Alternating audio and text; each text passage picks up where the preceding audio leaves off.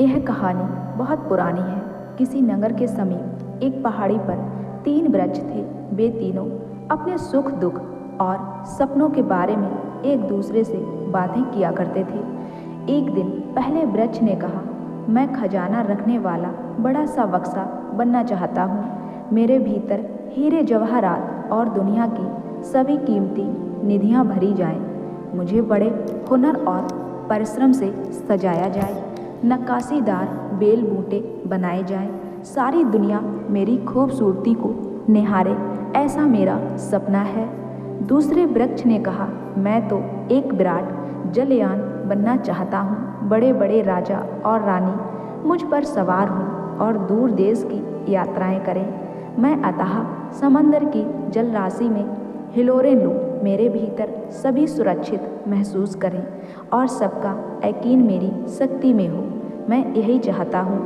अंत में तीसरे वृक्ष ने कहा, मैं तो इस जंगल का सबसे बड़ा और ऊंचा वृक्ष ही बनना चाहता हूँ। लोग दूर से ही मुझे देखकर पहचान लें। वे मुझे देखकर ईश्वर का स्मरण करें और मेरी शाखाएं स्वर्ग तक पहुँचे। मैं संसार का सर्वश्रेष्ठ वृक्ष ही बनना चाहता हूँ। ऐसे ही सपने देखते देखते कुछ साल गुजर गए। एक दिन उस जंगल में कुछ लकड़हारे आए। उनमें से जब एक ने पहले वृक्ष को देखा तो अपने साथियों से कहा, ये जबरदस्त वृक्ष देखो, इसे बढ़ई को बेचने पर बहुत पैसे मिलेंगे। और उसने पहले वृक्ष को काट दिया। वृक्ष तो खुश था। उसे यकीन था कि बढ़ई उससे खजाने का बक्सा बनाएगा। दूसरे वृक्ष के बारे में लकड़हारे ने कहा, यह वृक्ष भी लंबा और मजबूत है, मैं इसे जहाज बनाने वालों को बेचूंगा। दूसरा वृक्ष भी खुश था। उसका चाह भी पूरा होने वाला था। लकड़हारे जब तीसरे वृक्ष के पास आए तो वह भयभीत हो गया। वह जानता था कि अगर उसे काट दिया गया तो उसका सपना पूरा नहीं हो पाएगा। एक लकड़हारा बोला, इस वृक्ष से मुझे कोई खास चीज़ नहीं बनानी है, इसलिए मैं इसे ले लेता हूँ। और उसने तीसरे वृक्ष को काट दिया। पहले वृक्ष को एक बढ़ई ने खरीद लिया और उससे पशुओं का चारा खिलाने वाला कठौता बनाया। कठौते को एक पशुगृह में रखकर उसमें भूसा भर दिया गया। बेचारे वृक्ष ने तो इसकी कभी कल्पना भी नहीं की थी। दूसरे वृक्ष को काटकर उससे मछली पकड़ने वाली छोटी नौका बना दी गई। भव्य जलयान बनकर राजा महाराजाओं को लाने ले जाने का उसका सपना भी चूर चूर हो गया। तीसरे वृक्ष को लकड़ी के बड़े बड़े टुकड़ों में काट लिया गया और टुकड़ों की अंधेरी कोठरी में रखकर लोग भूल गए। एक दिन उस पशुशाला में एक आदमी अपनी पत्नी के साथ आया। स्त्री ने कहा, मुझे प्रसव पीड़ा हो रही है। और उस स्त्री ने वहाँ एक बच्चे को जन्म दिया। वे बच्चे को चारा खिलाने वाले कठौते में सुलाने लगे। कठौता अब पालने के काम आने लगा। पहले वृक्ष ने स्वयं को धन्य माना कि अब वह संसार की सबसे मूल्यवान निधि अर्थात एक शिशु का आसरा दे रहा है।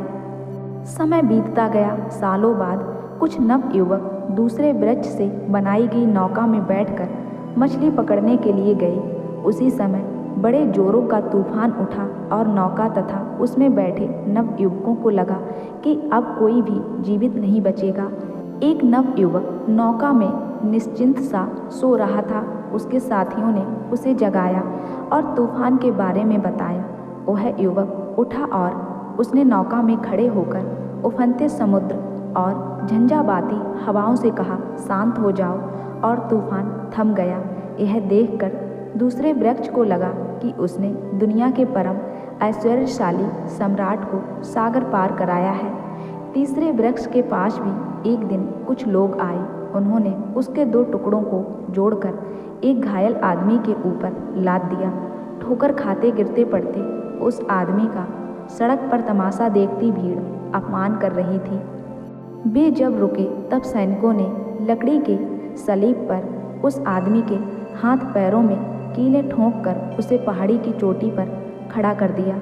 2 दिनों के बाद रविवार को तीसरे वृक्ष को इसका बोध हुआ कि उस पहाड़ी पर वह स्वर्ग और ईश्वर के समीप पहुंच गया था, क्योंकि एक युवक को सूली पर चढ़ाया गया था।